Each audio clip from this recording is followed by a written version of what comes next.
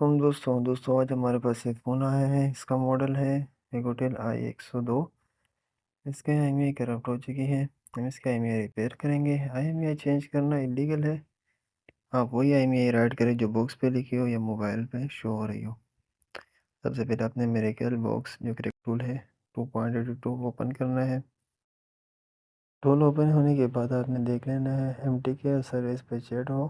Sir control M press करके IMEI वाले option show हो जाएंगे। आपने ऑन पे सेट रखना है और उसके बाद अपनी IMEI राइट कर देनी है। तो मैं अपनी IMEI राइट करता हूँ जो मेरे सेव करके कॉपी पेस्ट करना है। उसके बाद आपने स्टार्ट पे क्लिक कर देना है।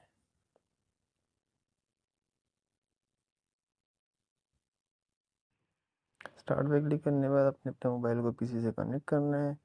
कॉम पोर्ट पर क्लिक कर देना है।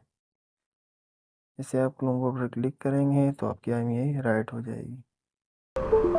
देखो हमारी IMEI डन हो चुकी है। हमें अपने मोबाइल को ऑफ करना है। ऑफ होने के बाद आप इसको फिर पावर ऑन करें और चेक करें कि आपके में राइट हुई कि नहीं। दोस्तों को वीडियो अच्छी लगी हो तो वीडियो को लाइक करें और चैनल को सब्सक्राइब करें।